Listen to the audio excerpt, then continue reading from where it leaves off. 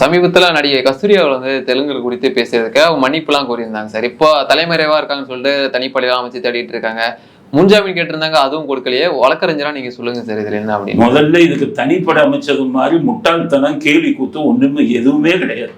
இந்தியாலேயே இப்படி ஒரு நிலைமை இருக்கு. அதாவது ஒரு கொலை கேஸுக்கு தனிப்படை அமைப்பாங்க, ஒரு தீவிரவாதிகளை தேடணும்னா தனிப்படை அமைப்பாங்க, இல்லை போதை மருந்து கும்பலை தேடுறதுன்னா தனிப்படை அமைப்பாங்க. ஒரு இதுல வந்து வீடியோவில் வந்து ஒரு மேடையில் ஒரு குறிப்பிட்ட விஷயத்த பேசுனாங்க, அதுவும் மன்னிப்பு கேட்டால் அவங்கள பிடிக்கிறதுக்கு போலீஸ் தனிப்படை அமைச்சிங்கன்னா இதை விட கேவலம். நான் காவல்துறையில் இருந்தவன் சொல்றேன், வெட்கக்கேடு. இந்த மாதிரி போலீஸ் நான் பார்த்ததே. நாங்கள் இருக்கும்போது இருந்த போலீஸ் எல்லாம் வேற, அப்ப இருந்த அதிகாரிகள் வேற. இவ்வளவு முட்டாள்தனமா அப்ப இல்லை போலீஸ்ல. ஸ்டாலின் சொன்னா அதுக்கு தனிப்படை அமைப்பீங்களா? என்னங்க தப்பு? பெரிய மிகப்பெரிய குற்றமா பண்ணிட்டாங்க. எப்பவுமே காவல்துறையில் இருக்கிறவங்க உண்மையிலேயே மறி உள்ளவனா இருந்தா என்ன கிரைம்னு பார்ப்போம். ஒரு கிரைம்னா என்ன கிரைம்? விபச்சாரம் பண்ணிக்கிட்டு இருப்பாங்க, பாலியல் தொழில் பண்ணிக்கிட்டு இருப்பாங்க. அப்ப அந்த பாலியல் தொழில் பண்ணும்போதே அப்ப இருக்கிறவங்க என்ன பண்ணுவாங்கன்னா பிடிச்சிருவாங்க. அதிகாரிகள் சொல்லுவாங்க, அந்த பெண்கள் முகத்தை வந்து இதுல காமிக்காதம்மா, அவங்க செஞ்சது குற்றம் தான், அவங்கள விக்டிமா பாரு, அவங்கள ஜெயிலுக்கு அனுப்பாதாம்மா. ஏன்னா வறுமையில சில பேர் பண்ணுவாங்க, குடும்ப சூழ்நிலையில சில பெண்கள் வந்து பண்ணுவாங்க. அதை குற்றமாகவே பார்க்க மாட்டாங்க. ஒரு குற்றத்தோட பரிமாணத்தை பார்க்கிறவன் தான் உண்மையான காவல்துறை அதிகாரி. ஒரு லேடி பேசிட்டாங்க, என்ன தப்பிச்சு போறாங்கன்னா தப்பிச்சு இதுல போயிடுவா, என்ன இந்த இதுவா பிடிச்ச தூக்கில் போட்டுருவீங்களான்னு கேட்குறேன். அவங்களுக்கு என்ன தண்டனை? சுப்ரீம் கோர்ட் என்ன சொல்லியிருக்காங்க? 7 வருட தண்டனை க்கும் குறைவாக தண்டனை இருக்கிற குற்றங்களுக்கு ஜெயிலுக்கு அனுப்பாதீங்கன்னு சொல்றாங்கல்ல. நீங்க இப்ப பண்ண குற்றம் 7 வருடத்துக்கு மேல உள்ள மிகப்பெரிய குற்றமா? இதுக்கு ஒரு தனிப்படை அமைக்கிறது வெட்கக்கேடு, கேவலமான விஷயம். அது ஒண்ணு. ரெண்டாவது, நீதிமன்றத்துக்கு சொல்றேன் ஆன்டிசிபேட்டரி பெயில். சுப்ரீம் கோர்ட் என்ன சொல்றான்? பெயிலுங்கிறது தான் ஆப்ஷன், ஜெயிலுங்கிறது லாஸ்ட் ரிசார்ட். அதுதான் சுப்ரீம் கோர்ட் சொல்றாங்க.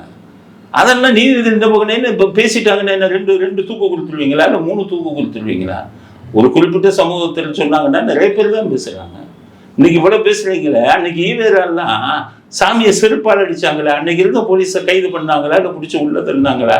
இன்னைக்கு வரை திமுகவை சேர்ந்தவர்கள் எல்லாம் பிராமணர்கள் எல்லாம் தப்பா பேசுறாங்கல்ல, டே பாப்பான்னு எல்லாம் பேசுறாங்கல்ல, இவங்களை வந்து கடவுள் எல்லாம் நிந்திச்சு பேசுறாங்கல்ல. எவனையாச்சும் ஒரு திமுக பிடிச்சி உள்ள போடுறீங்களா? ஏதோ ஒரு இதை சொல்லி அதுக்கு மன்னிப்பு கேட்டாங்கன்னா இவ்வளவு பெரியதா? அதுதான் உங்களுக்கு சொன்ன, ஒன்றும் பயப்படாதீங்க. ஹைகோர்ட்டே பெயில் கொடுக்கணும்னா அடுத்த நிமிஷம் சுப்ரீம் கோர்ட்ல போடுங்க, ஈஸியா பெயில் கொடுத்துட்டு போயிடுவான். அது ஒன்றும் இந்த குற்றம் இல்லை. ஹைகோர்ட்டே இவ்வளவு கேள்வி கேட்க வேண்டிய அவசியம் இல்லை. நான் தான் பாக்குறேன், நான் இத்தனை ஆன்டிசிபேட்டரி பெயில் போயிருக்கேன். நாங்கள்லாம் ஆன்டிசிபேட்டரி பண்ண, ஏன்னா பெயில் இஸ் த ரைட்டு, உரிமை, ஒரு மனிதனோட உரிமை.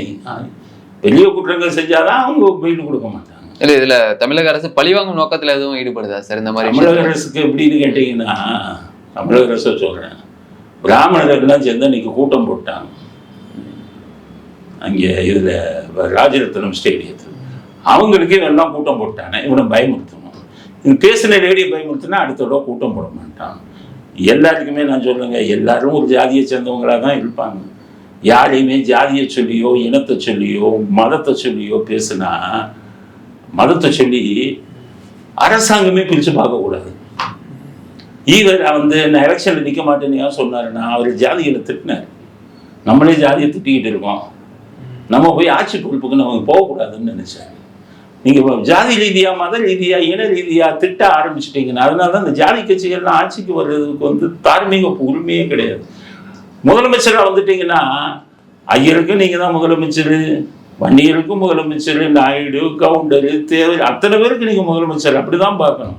அங்கே ஏறிக்கிட்டு இந்த கருணாநிதி ஆட்சிக்கு வந்துட்டு இந்து என்றால் திருடன் அப்படின்லாம் பேசுனாங்கன்னா அவங்க அந்த பதவிக்கு லாயக்கில். அப்ப நீங்க என்னைக்கு முதலமைச்சர் வந்துட்டீங்களா அன்னைக்கு நடுநிலைத்தன்மை உங்ககிட்ட வரணும். யாரையும் பிரிச்சு பார்க்கறது வந்து முதலமைச்சருக்கு வரக்கூடாது. அதைத்தான் நான் சொல்றேன். என்னன்னு கேட்டீங்கன்னா, இன்னைக்கு ஆட்சியில் இருக்கிறவங்க வந்துக்கிட்டு பாப்பாங்கிறாங்க பிராமணத்துக்கு, அப்ப நீ ஆட்சிக்கே லாயக்கில்லப்பா அப்படிங்கிறது தான். மற்றவன் பேசலாம், திருமாவளவன் மாதிரி யாரும் பேசலாம், நீங்க பேசக்கூடாது. காரணம், நீங்கள் எல்லோருக்கும் முதலமைச்சர் இல்லை. அந்த ஒரு இது வரணும். அதைத்தான் நான் என்ன சொல்றேன். பல பேர் ஏதோ பேசுறாங்க, அவங்களும் கஸ்தூரி ஏதோ ஒரு கருத்தை சொல்லிட்டாங்க, அந்த கருத்து தப்புன்னு சொல்லிட்டாங்க. இப்படியா துரத்துவீங்க? இப்படி சொல்றது என்ன, நீ என்னத்தை கிழிப்பீங்கன்னு கேட்குறேன். கசூர் விஷயம் என்னத்தை கிழிப்பீங்க? எல்லாருக்கும் இந்த கேள்வியை கேட்குறேன். நீதித்துறைக்கும் கேட்குறேன், காவல்துறைக்கும் கேட்குறேன், ஆட்சியாளர்கள் என்னத்தை கிழிப்பீங்க? அது என்ன குற்றம்? அந்த குற்றத்துக்கு எத்தனை வருஷம் தண்டனை? சட்டத்தின்படி தானே நீங்க நடவடிக்கை எடுக்க முடியும், சட்டத்தின்படி தானே தண்டனை கொடுக்க முடியும். ஒவ்வொருத்தரும் இன்னமும் பெரிய கொலையை பண்ணிட்ட மாதிரி அது இதுன்னு என்ன? அப்போ உங்க எவனுக்குமே சட்டம் தெரியலன்னு தான் இருக்கும். நான் சொல்றேன், யாருக்கும் சட்டம் தெரியலன்னு தான் இருக்கும். ஒரு சட்டம் தெரிஞ்சவங்களா இருந்தா என்ன அஃபென்ஸ் அதான் கேட்பாங்க. அடுத்த கேள்வி என்ன கேட்பாங்க தெரியுமா கோர்ட்ல? இதற்கு முன்பு அவர் வேறு ஏதாவது குற்ற செயல்களில் ஈடுபட்டு இருக்கிறாரா? இது ரெண்டு தாங்க கேட்பாங்க. ப்ரீவியஸ் ஆன்டிசிடென்ட் இருக்கான்னு கேட்பாங்க ஜட்ஜி. இல்லையா, பெயில்.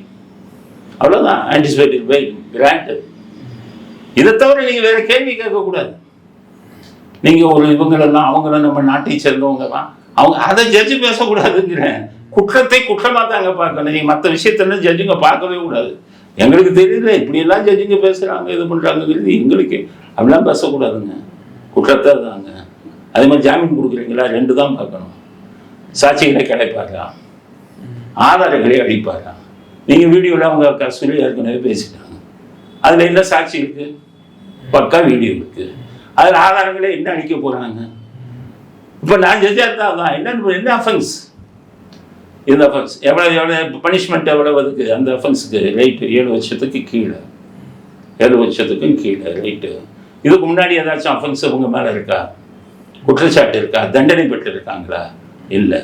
சாட்சிகளை கிடைக்கிறதுக்கு வாய்ப்பு இல்லை, ஆதாரங்கள் இது பண்றதுக்கு இல்லை. சட்டம் தெரிஞ்சவங்களா இருந்தால் பெயில் கிராண்டட்னு ஒரு 5 நிமிஷத்துல இந்த கேஸை முடிச்சு தூக்கி போட்டுருவாங்க. உள்ள சட்டம் படித்தவங்க, நீதிபதியாக இருக்கிறவங்க யாருமே ஒழுங்காக சட்டம் படிச்ச அந்த 4 கேள்வி தூக்கி போட்டுருவாங்க. இப்படிதாங்க முடிவு பண்ணுவாங்க. நீங்க இது என்ன இஷ்டத்துக்கு என்னமோ தூக்கு தண்டனை போடுற கைதியை கேட்கிற மாதிரி கேட்டுக்கிட்டு இருக்கிறது தவறான நடைமுறை. நீங்க வழக்கறிஞரா பதில் சொல்லுங்க. நீங்க வழக்கறிஞரா தான் சொல்றேன், சட்டம் தெரிஞ்சு தான் சொல்றேன். நான் சட்டப்படி தப்பா பேசுறேன்னா யாருக்காச்சும் தைரியம் இருந்தா என்கிட்ட விவாதத்துக்கு வாங்க, சட்டத்தை பத்தி விவாதத்துக்கு வாங்க. எத்தனையோ வழக்கறிஞர் கற்றிருந்த வழக்கறிஞர்கள் இருக்கீங்கல்ல, சட்டம் தான் உங்களுக்கு தெரியும்ல. இப்படி எல்லாம் நடக்குமா நாட்டுல? இப்படி எல்லாம் எந்த கோர்ட்லயாச்சும் நடக்குமா? அதனால இந்த கேள்வி எல்லாம் அவசியம் இல்லாத கேள்வி. நீங்க ஒரு நீதிபதியாகத்தான் கேள்வி கேட்கணும், சட்டத்தின் அடிப்படையை வச்சுதான் கேள்விகளை கேட்கணும். நீங்க மற்ற விஷயங்கள்லாம் ஏன்பா அவங்கள திட்டினீங்க, அது தப்பு தானே. இதெல்லாம் இந்த எடுத்தோடனே தீர்ப்பு கொடுக்கக்கூடாது. காரணம் இது பெயில். குற்றத்தை பத்தி விசாரிக்கும் போது நீங்க இந்த கேள்விகளை கேட்கலாம். பெயில், ஜெயிலுக்கு போகணுமா போகக்கூடாதா? அப்போ உங்களுக்கு உங்க இஷ்டத்துக்கு தீர்மானம் பண்ணக்கூடாது. சுப்ரீம் கோர்ட் சொல்லியிருக்காங்கல்ல, அதைத்தான் நீங்க ஃபாலோ பண்ணணும். எத்தனை பெயில பார்த்துருக்கேங்க நான். இப்படியெல்லாம் பெயில இழுத்தடிக்கிறது இதெல்லாம் 5 நிமிஷத்து வேலை. அதனாலதான் நம்ம நாட்டில் நடக்கிற ஒண்ணுமே கேட்கறதுக்கு வேதனையா இருக்கு. ஒவ்வொரு இன்ஸ்டிடியூஷனும் ஒவ்வொரு துறையும் தன்னுடைய இதை பண்றது இல்லை.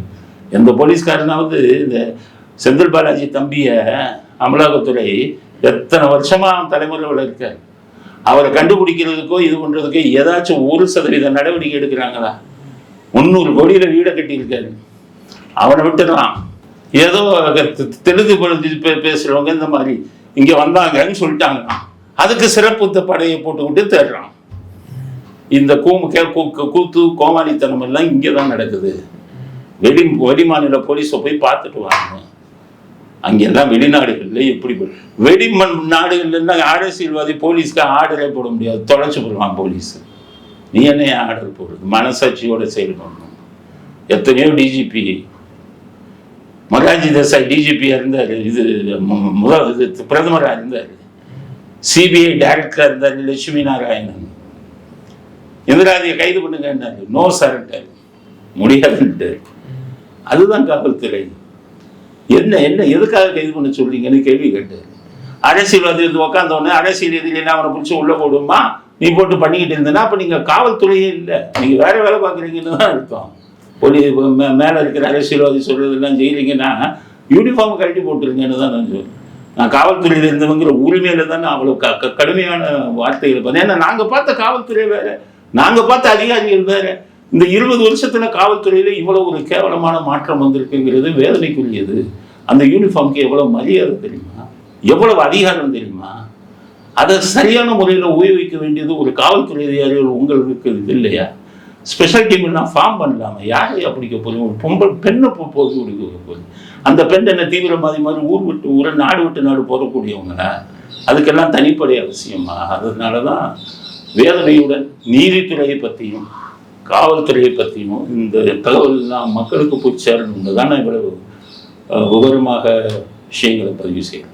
Okay sir. அதே பிராமணர் சமூகத்தை சேர்ந்த எஸ்வி சேகர் அவர்கள் பாஜக இருந்து வெளியேறி அடுக்கடுக்கான குற்றச்சாட்டு வச்சிருக்காரு. நான் வந்துட்டு இப்போ திமுக பிரச்சாரம் செய்யறதுக்கு ரெடியா இருக்கேன் அப்படின்லாம் சொல்றாரு. உங்களோட பார்வை என்ன சார்? எஸ்வி சேகர் போகாத கட்சி இல்லை.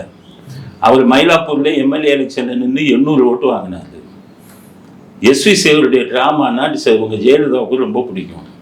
வீட்டில் கேசட்டே வச்சுருப்பாங்க, அவருடைய நாடக கேசட். அவங்களுக்கு ரிலீஃப் வேணும்னா அப்பெல்லாம் முன்னாடி ஏதாச்சும் ரொம்ப டென்ஷனாக இருந்தாங்கன்னா எஸ்வி சேகர் இதை போட்டு பார்ப்பாங்க. அதுக்கு பிறகு வந்து பார்த்தீங்கன்னா வடிவேலுடைய இதை போட்டு பார்ப்பாங்க.